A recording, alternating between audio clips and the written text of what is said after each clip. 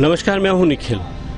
गर्व के इस सफ़र में आप लगातार मेरे साथ हैं, मैं जानता हूं। मेरी इसी गर्व यात्रा के दौरान मैं आज झुंझुनू ज़िले के इस धनूरी गांव में पहुंच गया हूं। इस गांव की माटी ने इस देश को कई शहीद दी है। अभी हम कुछ दिन यहीं रुकेंगे और आपको एक एक करके उन सब शहीद परिवारों से मिलवाएंगे। देखते रहिए हमारे साथ डेज़ टाइम्स, आपकी आवाज़ ऑन यूट्यूब। नमस्कार, मैं हूं निखिल। गर्व के इस सफ़र में इस वक्त हम धनूरी गांव में हैं। धनूरी वो गांव है जिसने माँ भारती के लिए दर्जन से ज़्यादा ऐसे लाल दिए हैं जिन्होंने अपनी शहादत दी है। इस वक्त जो आप मेरे पीछे घर देख रहे हैं, ये मोहम्मद रमज़ान खान उनका है। शहीद मोहम्मद रमज़ान खान का मकान है। 21 अप्रैल 1997 में वो 21 आर यानी राष्ट्रीय राइफल में तैनात थे जम्मू कश्मीर में। आतंकियों के साथ एक हमले के दौरान उनके गोली लगी और उनको शहीद हो गए। यही वो जगह है जहाँ सबसे पहले उनका पार्थिव देह तिरंगे में लिपट कर आया था। मैं आपको एक ख़ास बात बताऊं कि जब उनका पार्थिव देह यहाँ गांव पे पहुंचा था, उस वक्त उनकी सबसे बड़ी बेटी, जिनकी उम्र 7 साल रही होगी, उनके बड़े जो बेटे हैं उनकी उम्र 3 साल रही होगी, और एक बेटा जो दुनिया में आया ही नहीं था, उनकी शहादत के 3 महीने बाद उसका जन्म हुआ। हम आपको इस घर में ले चलेंगे। ये वो पावन घर है, ये वो घर है जिसने देश की सुरक्षा के लिए अपना लाल दिया है। परिवार के लोगों से मिलेंगे, बातचीत करेंगे और देश को दिखाएंगे कि शहीदों के घर में आज भी वो जज्बा है। शहीदों के घर में आज भी वो जज्बा है कि वो अपने घरों से आज भी अपने लाल को माँ भारती की रक्षा के लिए भेजते हैं। आइए चलते हैं अंदर।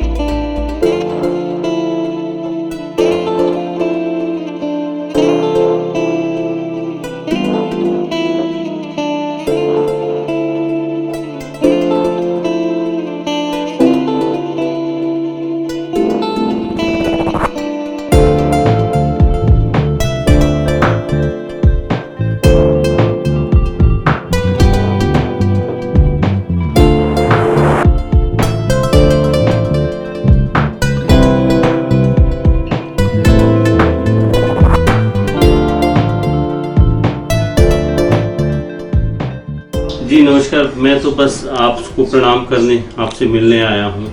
ठीक है, नमस्ते। आपने देश के लिए अपना बहुत बड़ा बलिदान दिया है, इसके लिए देश आपका हमेशा कृतज्ञ रहेगा। मैं जस्ट आपसे जानना चाहता हूँ कि आप कोई पैगाम, अपनी तरफ से कोई बात अगर मुझे कहना चाहें, आपका क्या संघर्ष रहा जीवन में जो आपने देखा है, बस थोड़ा सा बताइए। जब आपके जीवन में एक इतनी बड़ी घटना हुई, तब जब मोहम्मद साहब का जब शहीद हुए तब बच्चे बहुत छोटे थे। थोड़ा सा बताएं कि जब ये हुआ तब आपके बच्चे कितनी उम्र के थे, क्या थे? बड़ी लड़की 6 साल की थी, छोटा वाला दूसरा नंबर इरफान 3 साल का था, और तीसरा नंबर तौफिक 4 महीना बाद में पैदा हुई। 1997 शहीद हो गए थे। तो जब रमज़ान साहब शहीद हुए उस वक्त बच्चे तो बहुत छोटे थे, 7 साल 3 साल, और एक तो घर में ही था। तो कुछ समझ में नहीं आ रहा था। तो उस वक्त आपको क्या लग रहा था कि जीवन में कितनी मुश्किल आई इन बच्चों को आज बड़ा करने में? आपको मुश्किल तो आई, सब परेशानी तो उठानी ही पड़े। देखो ऊपर आ रहा, जो लिख दी वो तो भोगनी पड़ेगी। परेशानी तो सारी उठानी पड़ेंगी, बच्चा के बारे में भी उठानी पड़ेंगे, घर भी, हर चीज़। उसके बाद आपके बच्चों में से कोई फौज में नहीं गया? ना, फौज में नहीं गया।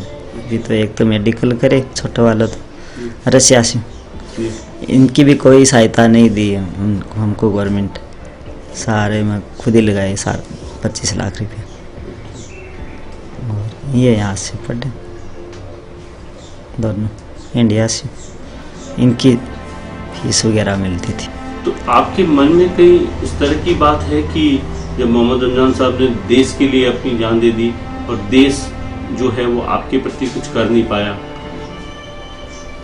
ऐसी कोई बात है? नहीं नहीं, कुछ भी नहीं हो गया। जो लिखा लिखे होता है सारा सब कुछ, जो ऊपर वाला करते वैसे ही होता, करता वही होता। एक बार बताइए, जब ये वहाँ पर पोस्टिंग थे जम्मू कश्मीर में, तब इनका कभी ड्यूटी के दौरान आपको कभी कोई फ़ोन आता था? अब उसी टाइम फ़ोन थे नहीं। फ़ोन थे नहीं, तो कैसे बात होती थी फिर? लेटर वगैरह ही आते, खत आते थे इनके? तो खत में फिर क्या? नहीं, कुछ भी नहीं कहते, कोई पता ही नहीं चले। नहीं, जो खत लिखते थे, खत आपके पास आते थे, तो क्या लिखते थे खत में, क्या बात करते? वो तो याद ही नहीं है, याद ही नहीं रहती, बहुत सालों की। उस टाइम की आपके पास मोहम्मद साहब की कोई निशानी है? कोई खत रखा है? नहीं। कोई संदूक रखा है? हाँ, पेटी, खुद की पेटी है जो संदूक, वो तो है। तो जब छुट्टी आते थे यहाँ पर, तो कितने दिन की छुट्टी आती थी?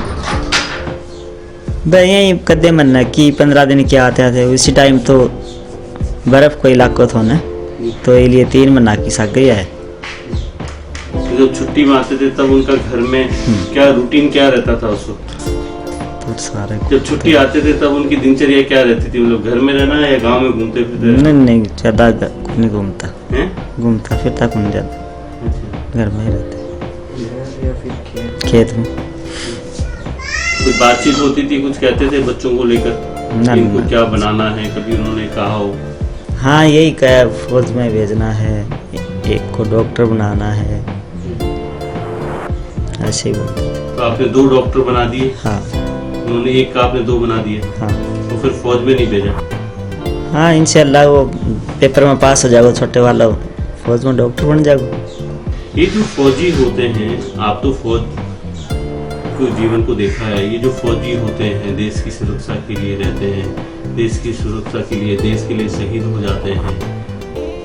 आप चूंकि शहीद घर में देखा आपने अपना शोहर को, तो आपको फक्र महसूस होता है, इस चीज़ का गर्व है कि? हाँ, मुझे इसी बात का बहुत गर्व हो, वो फक्र है कि देश के लिए आपका जीवन बलिदान दे दिया। तो आप कोई संदेश और देना चाहेंगे ऐसी नई पीढ़ी को? हाँ, देंगे। ये बताएं, आप कुछ कहना चाहती हैं? फौज में होगा, छोटा वाला लड़का हो जाएगा। आप छोटे वाले लड़के को भी फौज में डालो? हाँ, डॉक्टर बना देंगे। डॉक्टर आगे तो याद। इस वक्त हम मोहम्मद रमजान साहब के घर पर हैं। आपकी पत्नी अलहंदो बानो जी हमारे साथ हैं। वो बता रही थी कि जब छुट्टियों में घर आते थे तो उनका एक सपना था कि उनका एक बच्चा डॉक्टर बने और एक बच्चा जो है वो फौज में जाए। 3 बच्चे हैं, 2 लड़के, 1 लड़कियां हैं, 1 लड़की है आपके। तो एक लड़का और एक लड़की तो डॉक्टर बन गए हैं। जो बेटा डॉक्टर बना है वो भी अब इनकी जो मोहम्मद साहब की पत्नी है, इनका कहना है कि वो डॉक्टर बन गया है, अब उसको भी मैं फ़ौज में ही भेजूंगी। ये एक जज्बा है इस हिंदुस्तान में कायम खानी। ये जो मार्शल कौम है, इस घर में सेना में और फ़ौज में जाना, तिरंगे में लिपट कर आना एक फ़ख्र की बात है। आज बेटे ने डॉक्टरी कर ली है, तैयारी कर रहा है और वो अपनी आगे का जो जीवन है वो फ़ौज में ही अपनी जो डॉक्टर की सेवाएं वहाँ देना चाहता है। ये शहादत होने के बाद इन शहीदी जो परिवार हैं, ये इनके घर का जज्बा है। देश इनको सलाम करता है, देश इनको नमन करता है, इनके प्रति नतमस्तक है। आपका नाम? मोहम्मद इरफान खान नाम है मेरा। इरफान साहब, एक चीज़ बताइए कि अब तो आप बड़े हो गए हैं, जब आपको शायद वो जहन में बातें भी नहीं होंगी, जब ये बात हुई, जब शहादत दी आपके पिताजी ने, उस वक्त आपकी उम्र क्या थी? उस वक्त मैं मात्र 3 साल का था। जी। तो आप कितने भाई बहन हो, थोड़ा डिटेल में बताइए। हम 3 भाई बहन हैं, एक छोटा भाई है, एक बड़ी बहन है। और जो आपकी बड़ी बहन है वो डॉक्टर है? हाँ, बड़ी बहन है वो डॉक्टर है। छोटा भाई भी डॉक्टर? छोटा भाई अभी मेडिकल की पढ़ाई करके आया है, अभी MCI की तैयारी कर रहा है, इंडिया में बाहर से करके आया। तो क्या वो भी फौज में जाना चाहता है? हाँ, वो भी यहाँ सेटल होने के बाद आर्मी में जाना चाहता है। एक चीज़ बताइए कि आप तब तो बहुत छोटे थे जब ये बात हुई, अब आप बड़े हो गए हैं, जब बाहर निकलते हैं दुनिया में लोगों से मिलते हैं, जब ये पता लगता है, आप बताते हैं कि मैं एक शहीद का पुत्र हूँ, उस वक्त लोगों की आपके प्रति सम्मान क्या होता है? उस वक्त मुझे बहुत ही गर्व महसूस होता है जब सब ऐसे बोलते हैं कि इसके पिताजी आर्मी में शहीद हो गए थे।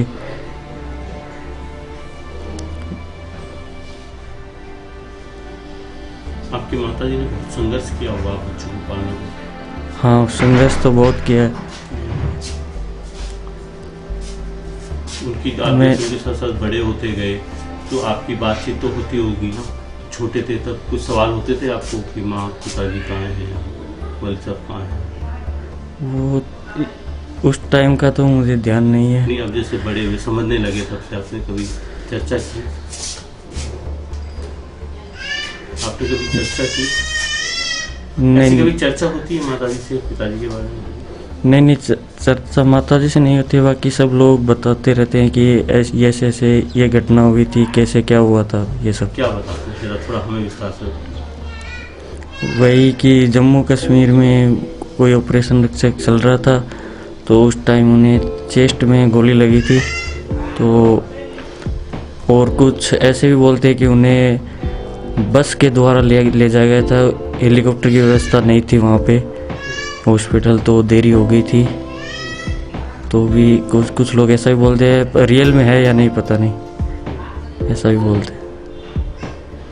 लेकिन अब जब ये पता चलता है, आप जब जाते हैं बाहर, एक फख्र के साथ आप सीना चौड़ा करते होंगे जब आपके पिताजी को लोग नमन करते होंगे, नतमस्तक होते होंगे उनके आगे। हाँ। कोई मैसेज देना चाहेंगे आप यंग टीम को? यंग टीम को मैसेज तो ये है कि सब सेना में आर्मी के लिए तैयारी करते हैं यहाँ पे सब। जब उनकी उम्र निकल जाती है तब कोई और सोचते हैं, बाकी जब तक उनकी उम्र रहती है तब तक तो वो यहाँ के यंग लड़के जो वो आर्मी के लिए तैयारी करते हैं सब। फौज में जाने की जज्बा सब में? हाँ, फौज में जाने का जज्बा सब में।